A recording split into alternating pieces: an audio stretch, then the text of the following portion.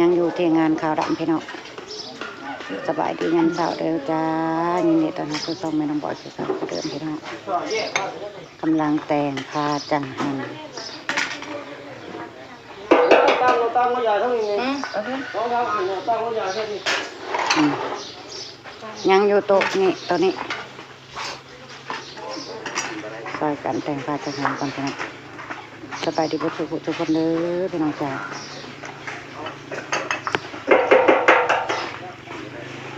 ผู้หนึ่งอยากแก่ผู้หนึ่งบ่อยากแก่แก่แล้วแก่กับแก่จัดเตียงก็น้อยค่ะมา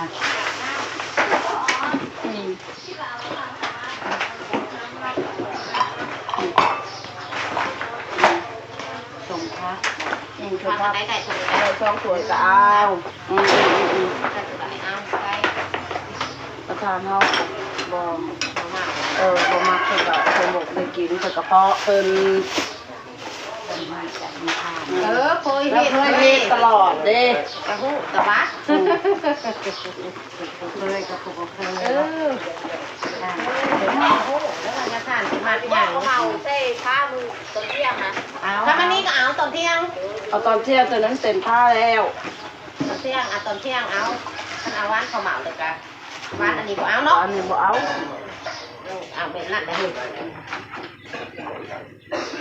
สวยง่ายแล้วบ้านนี้น่าแป้งสวยน้อยเอานี่สวยน้อยนี่เลยบ่ทำกันนี่บ่แปลว่าเราทำเนาะสวยเลยเอาข้าจะไปเอาแล้วพ่อแม่บอกไปเอาแล้วไปเอามาว่าพัวคอนกับพญาวันก็เจ้าก็ไปตัวน่ะก็จะไปใช้ไปมั้งเลี้ยงลาบไก่บ่รู้ว่าลาบได้นี่ไงลาบไก่ลาบนกหรือลาบกระโปะก้อยกระโปะบ่บ่รู้ได้บ่ได้ไข่เบิ่งไข่มาลูกไข่มาเนาะไข่เดี๋ยวมาไปอันเนี้ยไว้เนาะเรือแล้วมันบนนะต้นกันเลยนะจับกระเทียม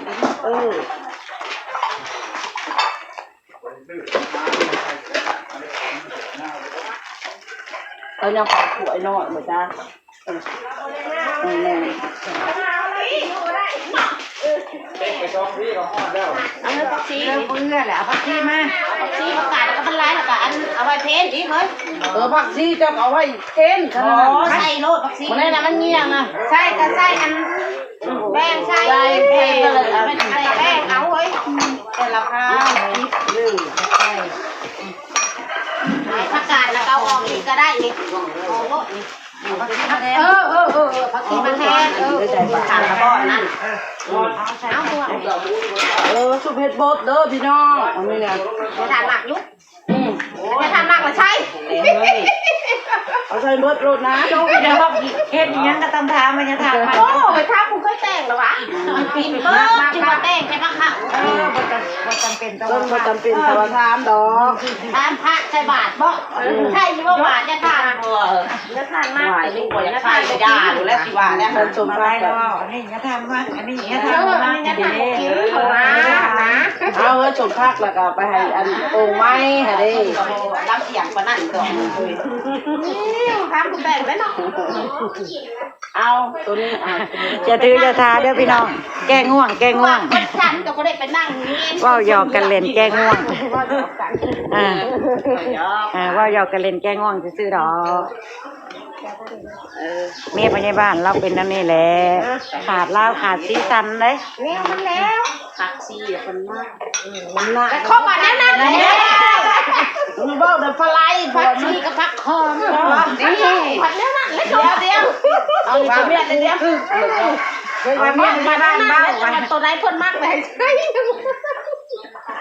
ท่านมากเลยใช่ยังหวะเราอันนี้เม็ดกันทันเหรอแกงบุญเนาะลงไม่ใช่ทงใส่ตู้ใส่ตู้กูเด้อแต่ละตัวแล้วร่วมการชมกับกล้องท่านมีกับมิตรเกาะอีพันหวานนั่นแหละปลูกบักถั่วปลูกพักบักถั่วต้องเก็บเมื่อค่ะใช้ตู้แบบมื่นนี่นอกชีวิตแล้วต้องเพลเอาเมื่อไว้เพื่อสิหดเพลขนาดโยดแล้วมันแล้วเฮ้ยหมดไวเนาะมากระตุก คนบอกกินทานบ้านไอ้บ้านทานมาก่อนได้ได้เด้ก่อนเตะพักแต่ดีสุดมีพระธรรมพระทำมาอีกที่ทำมาพายอีกมาใช้คนทำมันกระพายใช่เลยเด้อมาสิเด้อบอกคน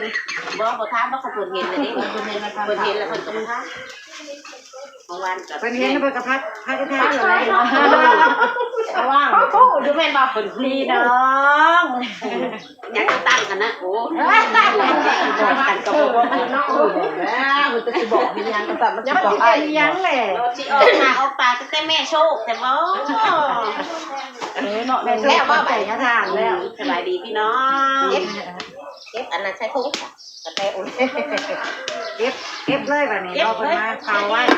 นี่จะเผาไม่ไหวเอาไว้ประเทศเลยดิทำลูกแล้วดูครบแล้วมันบอกแล้วหมักไม่ออกเด้เขาจะใส่กับมาติ้งใส่ต่างๆนั่นแหละนะมียังบอคนมาขายมียังที่ใครข้าวเสาอยู่บนแล้วเลยได้เพราะ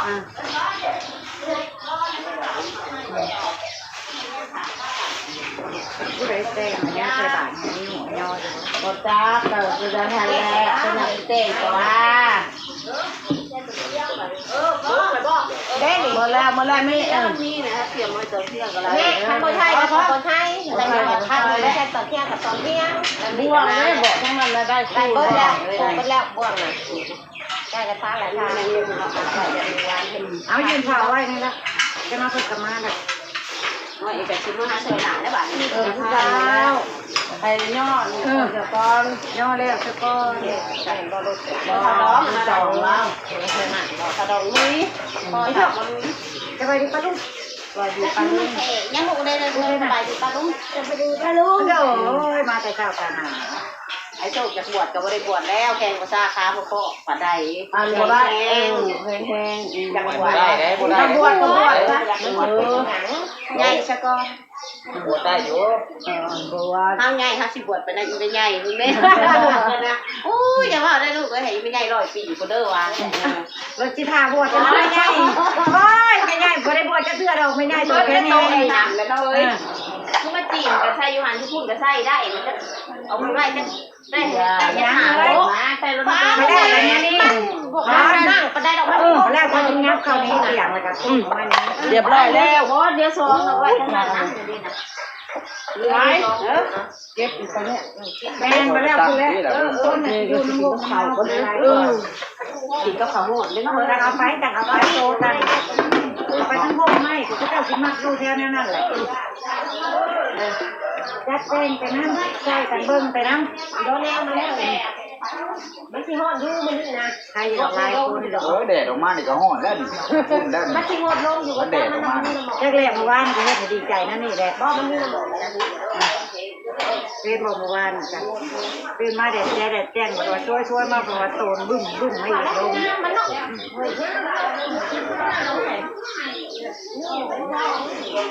มีพี่น้องกันอยู่3 คนนี่จะห่อนได้แล้ว2กันเรืออยู่2โอ้เด็กอยู่จอมเกียน4 นี่ร้อยนี่น้องยังเป็นคนโค้งเกียนนาที่จะกองไม่ได้ยุได้คือกันเบิดพี่น้องหน้าเดียวกันพระเจ้าดีใจอยู่อยู่ส่วนน้องนี่ดูยังก็ไม่ต้องทราบว่าปีไหนนี่นู่นก็อยู่กลุ่มใบขับขี่เราก็อยู่โนทานกินข้าวขาวไม่ป้อนก็เดี๋ยวอยากแล้วแม่กินป้อนเป็นข้าราชการนอกจากกระเทียม3 คนก็ทำนี่ใช่เลยบางอ้วนตัวนี้ทำไรนอกบางอ้วนนะทำไรนอกแล้วเขาก็เลยที่2 ปีเจ้าของคนนี้ผู้ให้ครับ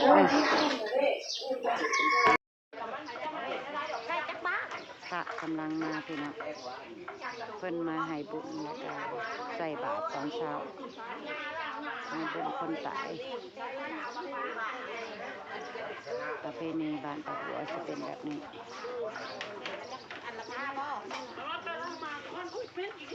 แล้วก็สิมีช่วงเพลงอีกช่วงสุดท้ายมื้อนี้ของมื้อนี้สิพากันแต่งแบบนี้เอาผ้ามาแบบนี้พี่น้องแล้วก็เอาเพิ่นลงห่มลงเย็นหรือว่าลงทรงป้าแหละ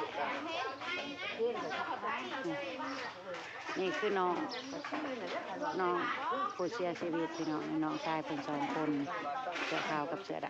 ำเพิ่นมีพี่น้องกันอยู่3 คนนั่นแหละ